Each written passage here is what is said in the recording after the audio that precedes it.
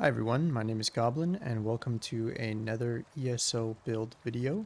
Today I'm going to be covering a Warden Tank build. So to start off, for the race we are an Argonian. This is going to give us some good passes which I'll talk about later. And for the stats, if we buff up, we are running about 43k max health, almost 20k of each other resource, and that's gonna flop back and forth depending on our setup. I'll talk about that in a little bit. We have almost 2000 magicka recovery, and if I keep this buff up, our physical resistance is over 25k and 24k for spell and physical resistance. We're using the Atronach Mundus stone as well, and that's going to give us additional magicka recovery.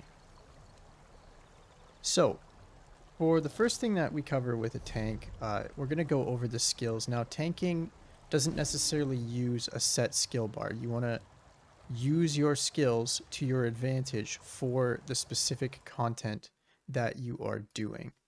And so what that means is that I'm going to cover all of the skills that you might want to use, but obviously you're not just going to have the same 10 on your bar all the time. So for wardens in the class skills, we have a lot of very helpful skills that we can use. First up in the animal companions line, we have Fetcher Infection. This we can use to apply minor vulnerability to a boss or to other enemies, but generally in a boss fight is when you're going to want to use this. We have Blue Betty. You can morph this to either morph depending on what setup you're using. I personally prefer Blue Betty. This is going to increase our magicka recovery, but it bypasses the actual magicka recovery stat. So this means that we can recover magicka even if we're blocking with an ice staff, which we will cover momentarily. In the green balance tree, we have a couple more useful abilities. These are a little bit less common, but Enchanted Forest is a great panic ult.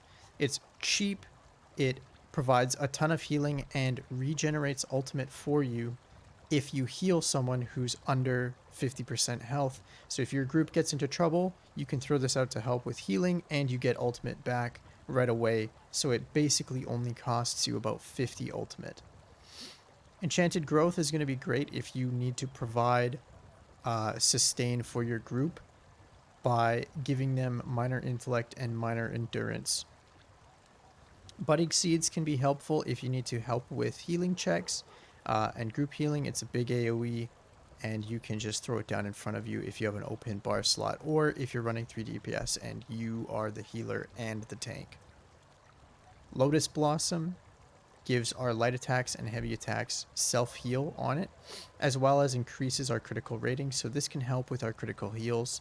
I don't often run this, but it is worth consideration. For the Winter's Embrace line, this is one of the strongest tanking skill lines for any class. We can use everything in this line. First of all, Permafrost is a great ultimate. It automatically applies the chilled status effect. It lasts 15 seconds with the chilled status effect if you hit every tick of this on the enemies, and it gives your entire group standing in the area major protection. So this is great for high damage input. When you are taking a lot of damage and your group is under a lot of stress, this is a great skill to use. Expansive Frost Cloak allows you to give major resolve to yourself and all of your allies in the instance, essentially. This is a huge range. It hits allies who are super far away, so this will basically hit everyone in your group no matter what. Gripping Shards, this is our primary CC. This immobilizes enemies when we put it on the ground, as well as snares their movement speed. And what's great about this is it also has a heightened chance to apply the chilled status effect, which is very important for wardens because that chilled status effect can actually immobilize the enemies again after the initial duration of the immobilization. Polar Wind is a burst heal. This gives us a burst heal and then ticks up a few more times over 5 seconds. It does also deal AoE damage. which is frost damage, so that can help us applying chilled. This is a great burst heal, and it does scale off of your maximum health, so it's good for tanks. And it can also heal another ally nearby, so if someone is in trouble, you can burst them up to full. With a DPS, if you hit a crit heal on this, it'll take them from literally 1 health to full in 1 shot. Shimmering Shield. Now you can use either morph of this. I prefer Shimmering Shield, personally.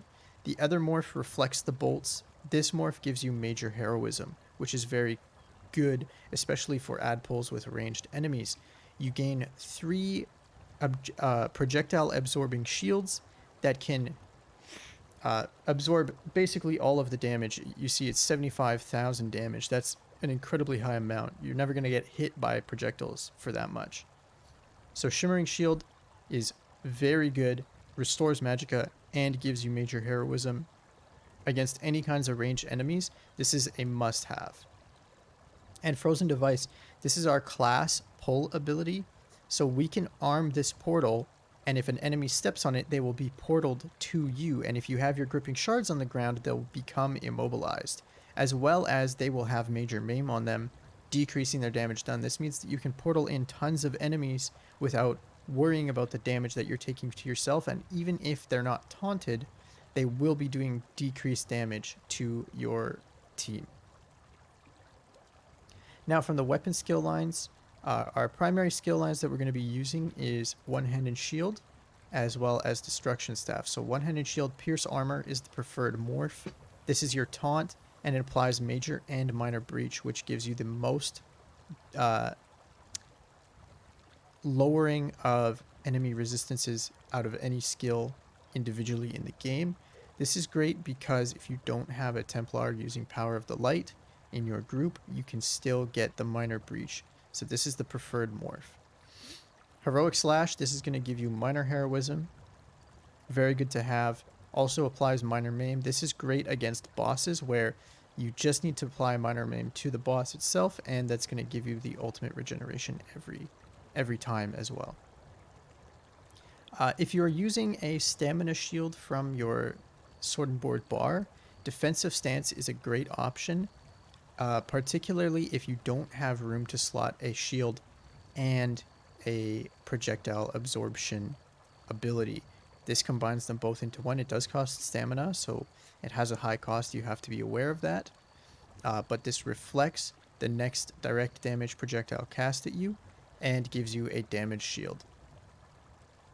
It also, while slotted, increases the amount that you can block and decreases your block cost. So in fights where you're going to be blocking a lot, this can be a really good skill to slot even if you're not going to cast it. From the Destruction Staff, we had a change with the Destruction Staff recently, specifically with ice staves. So because of this, pretty much everything in the Destruction Staff line can have some use to us. For example, Elemental Rage, if we use it with an ice staff, can apply Chilled to all of the enemies hit for the duration and do damage. So if we're doing some kind of off DPS, double ice staff, off tank, you can use this to get good damage or apply Chilled as a tank. Crushing Shock, this is going to be our ranged interrupt. Elemental Blockade, very important. The Lightning Blockade can apply off balance. The Frost Blockade can immobilize enemies and give us a ranged damage shield. So for a lot of instances when you don't have ability slots open to use a ranged projectile absorbing shield, you can you're always going to be running Elemental Blockade pretty much on whatever setup you do, so you do still have this if you choose to use an ice staff. The Destructive Clench is now a taunt if you're using a frost staff, so we don't use this with a lightning staff, but we do use it with a frost staff as a 15-meter ranged taunt. Now this is very similar to Inner Rage, which we'll talk about soon. They have the same cost. This one has a lower range, but it does apply frost damage, which can help us with our chilled uptime. Elemental Drain, this applies minor magicka steal. Now most of the time this will be running from a healer. This also does apply a major breach though. So if you are double ice staff tanking in a 4-man group and your healer does not have elemental drain, you can run it. And it works just fine. You just have to be aware that it does take up a bar slot. Pulsar, you can use either morph of this, but I do prefer this morph.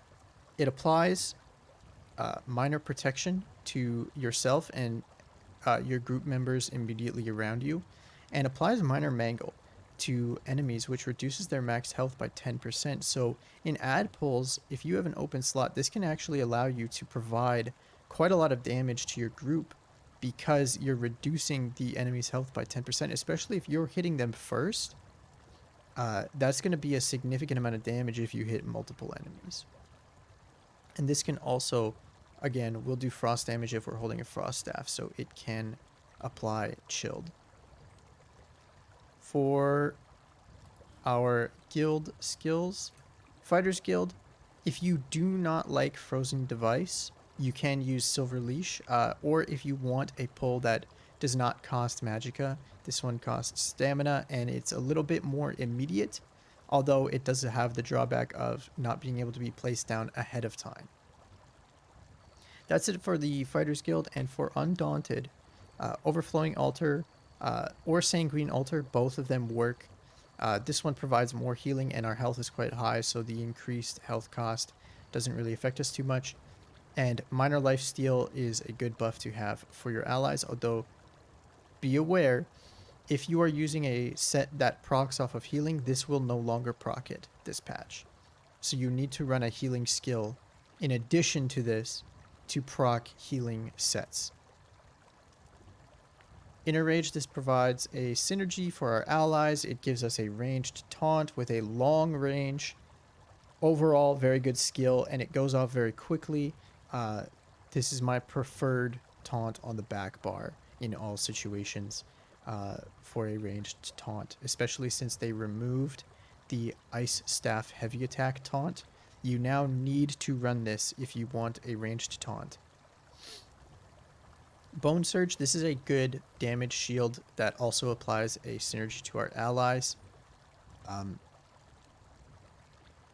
Overall, the Warden class does not have a damage shield in the class skills, a pure damage shield. You have the projectile shield, but you don't have a pure damage shield. This is a good alternative to fill that gap, as well as shielding up to 5 of your allies. So this is great in 4-man content. Energy Orb, this is the healing morph of Necrotic Orb. We can use this to proc our minor toughness buff as a warden, which is what is very effective about it, is we can provide resources, synergies to our allies, and proc our minor toughness, and this procs the minor toughness on you as well.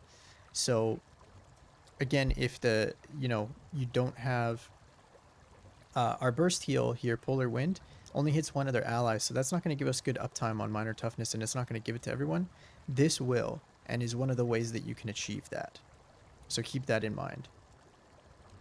For the Alliance War skills, in Assault, Aggressive Horn is a staple of support classes. This gives our group more damage through and through. Pretty much in most fights you're going to have this slotted, especially in raids. Some other skills to consider. Obviously, Charging Maneuver is just a convenience thing, but Razor Caltrops applies Major Breach in an AoE, and you can use this to great effect in ad pulls. Certainly not going to be using it all the time. It does cost stamina, so be aware of that. But if you don't have another way to apply Major Breach to those enemies, and you don't have a DPS running this, you can pick it up. For support, the only one that I would recommend having on hand is Reviving Barrier. This is a massive damage shield and a massive heal. This is the ultimate panic ult. Your teammates and you cannot die while you have this up. So this basically gives you a free 30 seconds of just living. Alright, that's going to cover it for the active skills. So I'm going to talk about gear now. So for the gear sets that I am wearing, there's a couple different scenarios that you have to consider when you are tanking. And for this specific setup that I'm going to go over first, the focus of this tanking build is to apply minor brittle with maximum uptime from the off tank position. Ideally in a magicka composition, and I'll talk about that. So, with that being said, our easiest way to apply minor brittle is to use permafrost, because if we're holding an ice staff and we have permafrost active, any enemy that gets hit by this automatically gets the chilled status effect, meaning this is a 15 seconds of 100% uptime on minor brittle. So, what does that mean? We want to cast that ult as much as possible while doing the other things we need to do for our group. So, for this first setup I'm going to go over, we are using Bloodspawn on the monster set. Okay? This is going to give us a proc when we take damage that gives us a chance to generate ultimate. It also increases our resistance, so this makes us a little bit tankier in bursts, but the ultimate generation is what we want here. Now, our other option is if we're off tanking, generally you're going to be wanting to wear the Ebon set. The other tank won't be able to wear this, or they're using something else, so you're providing this for the group. This is great because we're a Warden as well. We provide minor toughness and Ebon. That's going to give our group health a great bonus. And for our third set, our front bar and back bar set, we're double barring this. We're going to use Akaviri Dragon Guard. This overall gives us good stats for tanking, healing taken, max health, magicka recovery, as well as reducing the cost of our ultimate abilities by 15%. That means we're going to be able to cast more permafrost, which means we have better uptime on minor brittle. So, with that being said, this is the ideal gear setup if your only job for the group is to provide minor brittle and Ebon armory. Now, if you're not doing that, I'm going to talk about some other sets that are also good to have on hand as a tank. So, for this particular build, if you can't get anything else, Battalion Defender is great. If you block, you heal yourself or an enemy. It's a little bit more of a selfish set, but it does still help your team out. Alkosh is obviously a staple of tanking. You can wear Alkosh instead of Avakiri Dragon Guard if you are the tank who needs to provide this, or if your group is going to be using this. Now, currently, if your main tank is wearing two of the sets that we're going to talk about right after this, you might not need this in a magicka composition where you're using Nightblade DPSs. Now, this is still an amazing set and is worth consideration and having on hand. Interesting set. This is a Cyrodiil set. Necklace of, or Amalexia's Mercy set. When you take damage, you heal yourself and other group members. This is going to be great when you're not running a healer in 4-man content. Now for main tanking, Torig's Pact is really good right now. You can apply a Crusher enchantment off your back bar, and this will maximize the amount of reduction that you're getting off of that enchantment. So Torig's Pact, definitely worth consideration this patch, especially for main tanking. The assumption is for off tanking that you're not going to be wearing this because the other tank will be. And you don't want to be applying your Crusher enchantment without the boosted effect when they are applying theirs. So, of course, Yolnahkrin's also a staple. Again, preferred for main tanking because the off tank might not necessarily be taunting constantly, especially if there's only one boss and you're switching back and forth. So, for Yolnahkrin's, that's generally going to be a main tank thing, and I will talk about main tank setups as well. But our assumption is that Torig's Pact and Yolnahkrin's is going to be worn by the other tank along with Lord Warden. The only other thing that I think is maybe worth consideration for specific ad pulls is Winterborn Pendant. When you deal frost damage, you summon an ice pillar that deals damage to all enemies in a 3-meter radius and reduces their movement speed by 50%.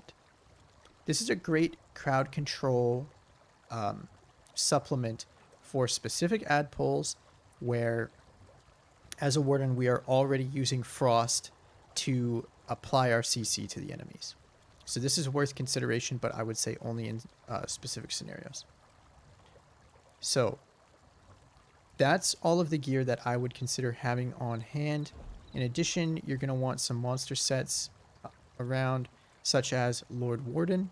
This provides a resistance buff for the group, and some other monster sets that you can consider.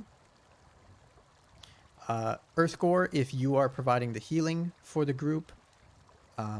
Symphony of Blades, if you want to provide group sustain. And Tremor Scale, if you are in a stamina DPS composition and you're providing the taunts and you need to reduce the resistances a little bit further. Alright, so that just about covers it for the gear that we can use. So now I'm going to go over some actual gear and skill bar setups that we can use in certain scenarios.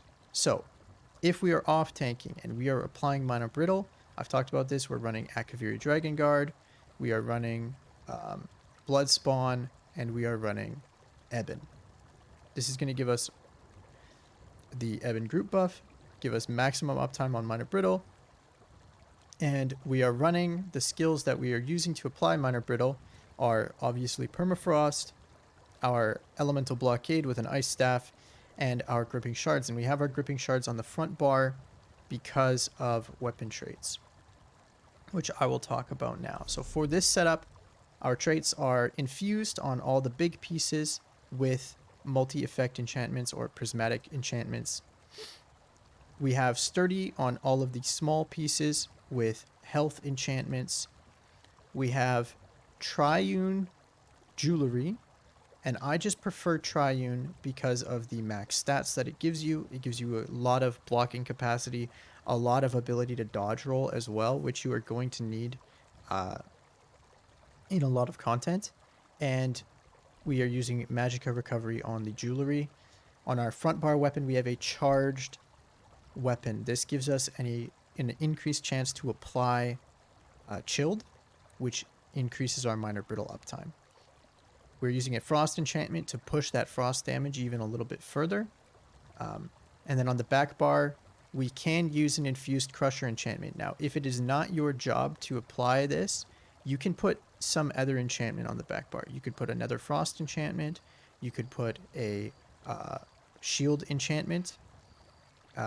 You can even put a weapon damage enchantment if you want to do a little bit of off DPS. It's up to you, whatever you're comfortable with. You could put a magicka damage and return enchantment if you want to help your sustain.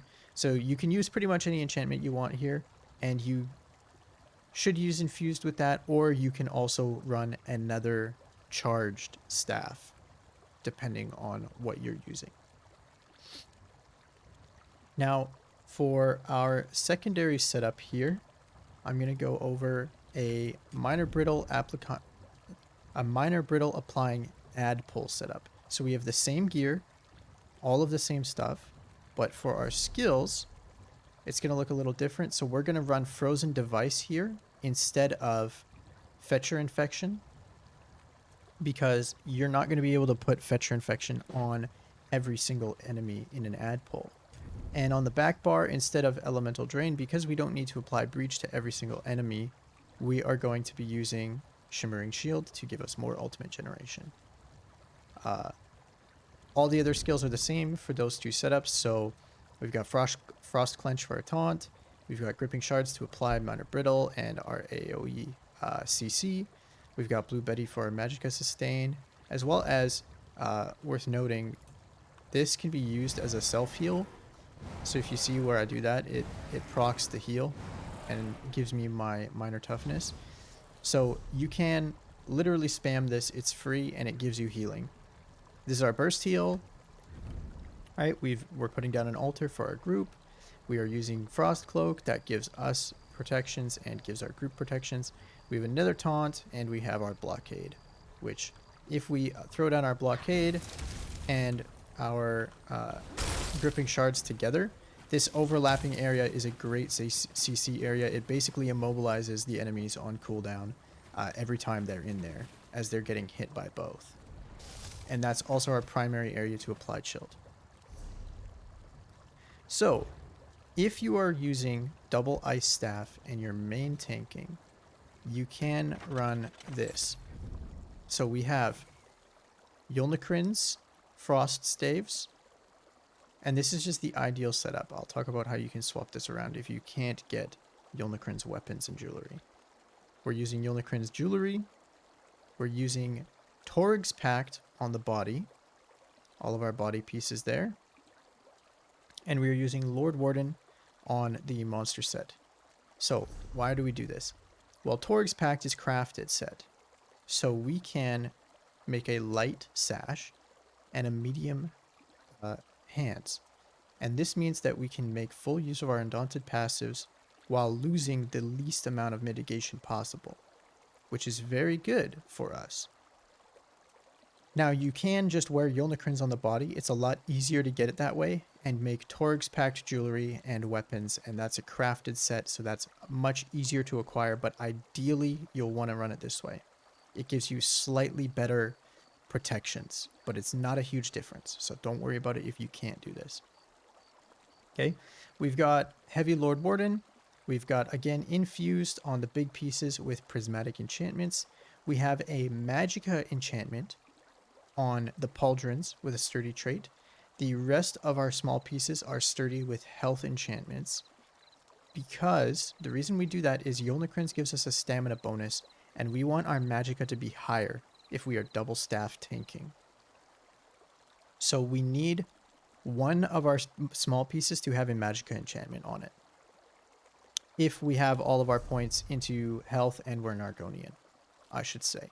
If you're a Nord, you're going to need to put some points into magicka either way, and use some magicka enchantments to make sure that your magicka is higher if you're using double ice staff and you have this passive. The Trifocus passive makes your blocking cost magicka instead of stamina with a staff. So you need to have higher magicka so that when you activate a synergy, like orbs or shards, you get magicka back. And you can activate that synergy and regain resources while you're holding block. Now you can do it either way. You can not put points in that passive and use your stamina to block with a shield, with a staff. That's fine. I prefer to do it the other way because I don't want to have to change my points into everything every time that I switch to a lightning staff and I want to use the AoE lightning staff ability, as well as the shield that it grants from the heavy attacks is also really nice to have. Okay, so back to the gear. We have a charged frost enchantment on the front bar Yulnakrin's. We have an infused crusher enchant on the back bar, so we're now applying that Torg's Pact infused debuff, which is very good. And we have infused reduced magicka cost jewelry. The reason we have infused reduced cost instead of infused recovery is because if we're holding block and we're casting stuff, we want that block. That's not going to allow us to regain resources anymore. So we want to reduce the cost rather than increase our recovery in case we are holding block. Now, worth noting is that if I burn some magicka here and I hold block, the Betty does give me return while I'm blocking. So that is good. But it's not enough to sustain you through everything. So you're going to need synergies and stuff.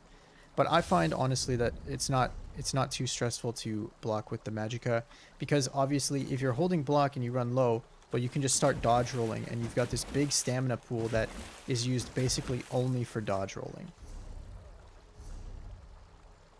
So our last gear setup that I'm going to talk about is sword and board. So while minor brittle main tanking is certainly viable, I've done it. You can do it in 4-man content. You can do it in trials. It works quite well, and I really like it. But that being said, Um, that being said, sword and board for 4-man content at least is better for main tanking. And in trials, I believe it's better for main tanking as well because of the fact that if you're the one who's holding taunt, if you're using this, this doesn't give a debuff for protections. So you need to also cast this. And even if you do that, it does not provide as much as Pierce Armor. Pierce Armor gives the most protections reduction on the enemies. And I've done the math. Minor Brittle does not outpace the difference from Minor Breach. So if you have both, obviously you want to have Minor Brittle. But if you have to choose one, Minor Breach is statistically better. So if you're main tanking, I actually do recommend that you use Sword and Board. And what is this going to look like? Well, we're using Yulnikrins and Torix Pact again, but this time we've got a shield and a sword. So our sword is decisive. You can have any trait on this that you want. And I'm using an absorb stamina enchantment that just helps with sustain a little bit, especially because we're blocking with stamina now. This has a stamina enchantment, and the reason for this is that we want our stamina to be higher now. So as a Argonian tank, wearing our Lord Warden, same set that we had before with the one magic enchantment, if we put a stamina enchantment on our shield and put it as reinforced, this will put our stamina back to being the higher value with tri-stat food. So we've got that reinforced on the shield. That's just going to help you out with mitigations. Infused on the back bar with Crusher again. And then the jewelry is the same. We haven't changed that. The body is the same and the monster set is the same. So the only thing that we changed was one frost staff goes for the sword and board and one frost staff goes for the lightning. And then we change up our skills a little bit, obviously. So on our front bar, we're using Pierce Armor, Heroic Slash for our ultimate generation, Fetcher Infection for debuffing the bosses. And then on the back bar, we've just replaced putting Bone Surge in so that we have a damage shield. And we are not running Gripping Shards for this because we can't apply Minor Brittle with this. We're not holding an Ice Staff. Now, I have tried using an Ice Staff on the back bar to apply Minor Brittle while using a Sword and Board, and the uptime is abysmal. It's like 5%. Whereas double Ice Staff, you can get 90 pretty easily. So that is all of the gear setups with the skill setups for different types of tanking. Now, obviously, I didn't showcase all of the skills that I talked about at the beginning. Those skills are situational. You need to, as a tank, have as many tools as you can on hand. And then when you are going into an ad pull or a boss fight, think about, or just, a dungeon or a trial overall, think about what tools do I need from my tool belt? Which debuffs, which buffs do I need to apply personally? And pick your skills accordingly. Obviously, you're always going to want something like a taunt and a heal, something for your sustain, a shield, your crushing wall, your resistance buff. These are all things that you think about and that you're always going to have in your tool belt, but you can get them from different sources. For example, you might not always want to run Expansive Frost Cloak. Sometimes you may want to be using balance. If you need the magicka sustain, you might consider that balance will be a better source of that buff for you than Expansive Frost Cloak. And that's fine. So just think critically about what you need for the situation and apply accordingly. Now, normally I would go over rotations and things here, but for tanking there is no set rotation. The only thing that you can think about is what skills can I cast together. For example, Heroic Slash on this setup. Heroic Slash lasts for 12 seconds, and Fetcher Infection lasts for 10 seconds. Well, you can probably cast those together. They're pretty similar cooldowns, right? Our Blockade is 14 seconds, and our Bone Shield is 6 seconds. So if you really want to keep Bone Shield up all the time, every other time you cast Bone Shield, you could cast your Blockade, and they would both have high uptime. Right? Betty you can cast pretty much whenever you want. This is whenever you need. Obviously, you're only taunting every 15 seconds or about 13. You don't want to let it go away. But you can think about which skills line up in duration with one another. For example, you put this down, that's about 30 seconds. This is about 20, so you could probably just cast them together. Yeah, sure, you're overcasting the altar a little bit, but that costs you just a little bit of health. It doesn't really hurt your sustain. Alright, I'm going to talk quickly about consumables. So, the food that I'm using right now for the best max stats is going to be Bewitched Sugar Skulls. This is gold tri-stat food. Also gives us health recovery. That helps a little bit. If you can't afford that, you don't have the recipe, you can use Longfin Pasty with melon sauce or any other tri-stat food such as the Crown Fortified Meal. This is going to give you the best max stats. Now, for things where you don't want to spend a lot, I like Orzorga's Red Frothgar. This gives you max health and magicka recovery. Our magicka and stamina are pretty high because of our prismatic enchantments, so this works pretty well as well. Other considerations: Witchmother's Potent Brew gives you magicka recovery, max magicka, max health. This is good for the ice staff tanking. And if you can afford it and you want to go the magicka recovery direction, you're having sustain issues, you can use Clockwork Citrus Fillet, but I don't recommend this. I would recommend trying to work with your sustain and your uptimes on everything to get the Sugar Skulls to work for you. Now for potions, because we're an Argonian, we get all of our stats, magicka, stamina, and health back when we use a potion, regardless of what kind of potion that is. So obviously the staple of tanking is our tripods. This gives us all three and recovery for all three, but we can actually use other things as an Argonian. For example, this is a heroism pot that restores magicka and stamina and gives us minor heroism. Well, we get health back when we pop this anyways. So this gives us a burst heal, a huge burst of magicka and stamina, and minor heroism, granting us more ultimate casting. Obviously, you don't want to use this if you're using low slash, because that's already going to give you minor heroism. But if you don't have a source of minor heroism in the fight, you might want to consider this. Another consideration is for highly stressful, huge amounts of damage coming in at you situations. This version of the Essence of Health restores health immediately. It's a burst heal. We're going to get more than 10,000 because we're an Argonian. It's going to be more like 16,000 back immediately, plus an overtime heal, plus major vitality, meaning that if we pop this potion and do a burst heal, I'll show you here.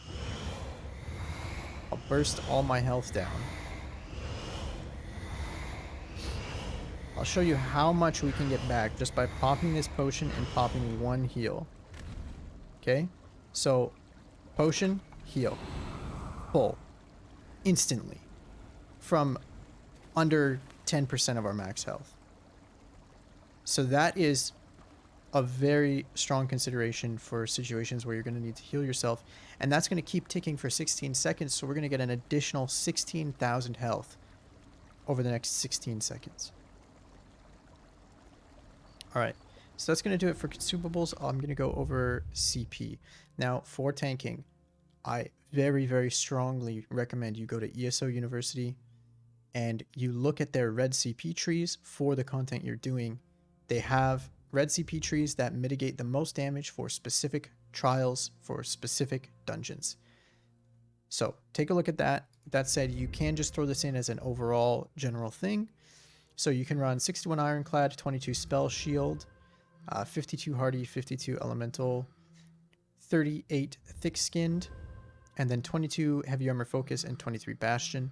The only thing that you can consider is if you choose to go with a Nord instead of an Argonian, you don't need the Heavy Armor Focus or the Spell Shield. You can put those points elsewhere. For green, I like 25 Warlord, 36 Bashing, 9 Sprinter, a little bit of Mooncalf, 19 there, 56 Arcanist, 45 Tenacity, we do want to be making use of those heavy attacks, especially with the ice staff. That's going to give us a damage shield every time. 36 tumbling, 44 shadow ward. For the blue tree, this is going to buff up our healing with 74 blessed and 46 elfborn. If we crit heal, we heal for a lot. 30 master at arms, this just gives us riposte. That helps us with a little bit of group damage if we want to provide that. 100 thaumaturge, we do actually do a lot of dot damage, so this does improve our damage, but we also just want the points in this tree for last stand. And 20 mighty because we deal physical damage with our sword and board if we are using that, or if we bash someone. But we really just want 120 points in this. We don't really care about the actual damage output. So, with all of that, I'm going to go over the passives.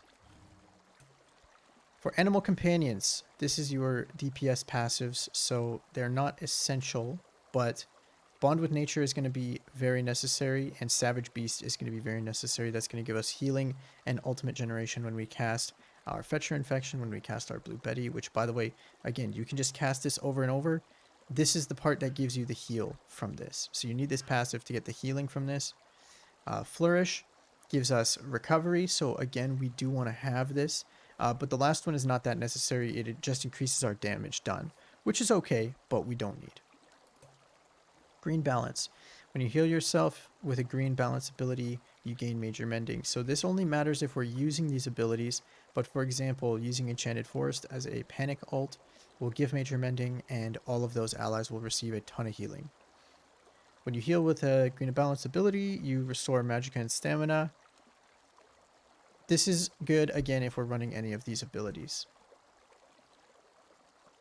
Increases healing done with green balance ability slotted, again, only if you're using them. And maturation, this you need to have. This is your group buff, and it's any heal, so it doesn't have to be green balance for this to take effect. Winter's Embrace, we definitely want all of these. Increases the chance of applying Chilled to enemies with Winter Embrace abilities by 200%. Gripping Shards already has increased chance, plus this. Basically all of our minor brittle uptime when we're not ulting is coming from Gripping Shards, which is why we cast it off the front bar with the charged staff. It's giving us a massive chance to proc minor brittle. Frozen Armor increases our resistance for each for each Winter's Embrace ability. We are going to want that for sure. Reduces the effectiveness of snares. You can have this, but this is the last one you should probably fill in if you don't think you need it. And magic and frost damage by 10%. Again, we don't really need these two immediately, but they are nice to have just so we can contribute as much as possible. One-handed shield. These are all absolutely necessary. This helps you move faster while you're blocking. This increases the projectile damage you can block. This makes your bash cause more damage, but it also makes them cost less stamina, so we really want that. Again, increases weapon damage, but reduces the block cost, or sorry, increases the amount of damage we can block. So we really want that again. And Fortress, this one reduces the cost of blocking and reduces our stamina cost of our abilities, which is good because our stamina sustain, we're not building into stamina sustain when we are using Sword and Board. Destruction Staff. I like to have Trifocus. If you want to block with stamina with the Ice Staff, do not get this. I like to use this. I think it's fine. Other people don't like to. It's up to them. What I like about this is that I can, again, switch to a Lightning Staff and I get that AoE heavy attack, which is nice to have. You don't need to have it, but it's nice to have. Penetrating Magic you don't necessarily need. Elemental Force you do need because you are trying to proc those status effects for the Minor Brittle. Ancient Knowledge.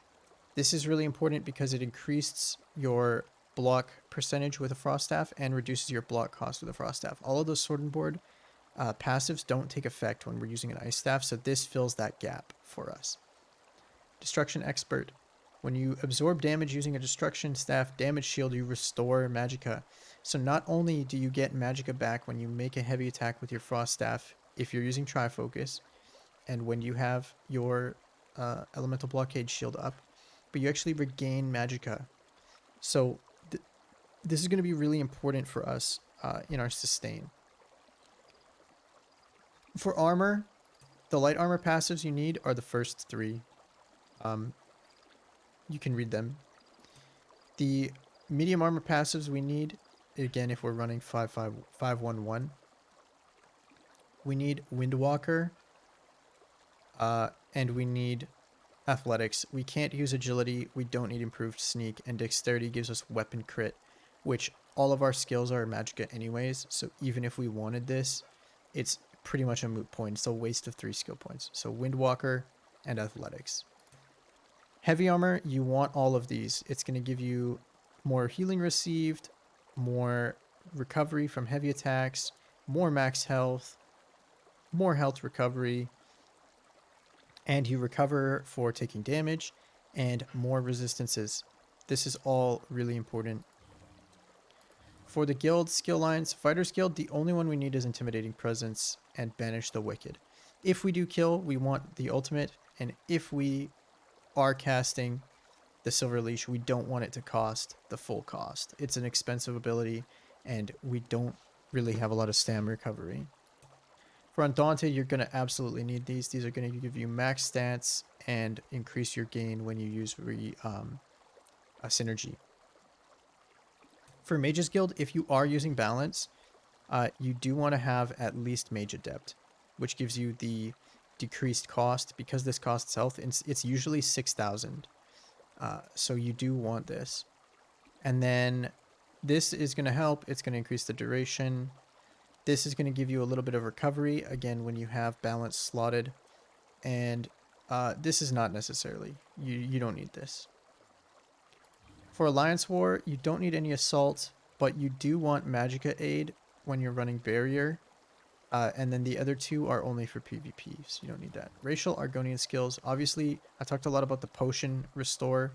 So, again, you get 4,000 health, magicka, and stamina back every time you drink a potion, regardless of what kind it is. You can tank with trash pots with this.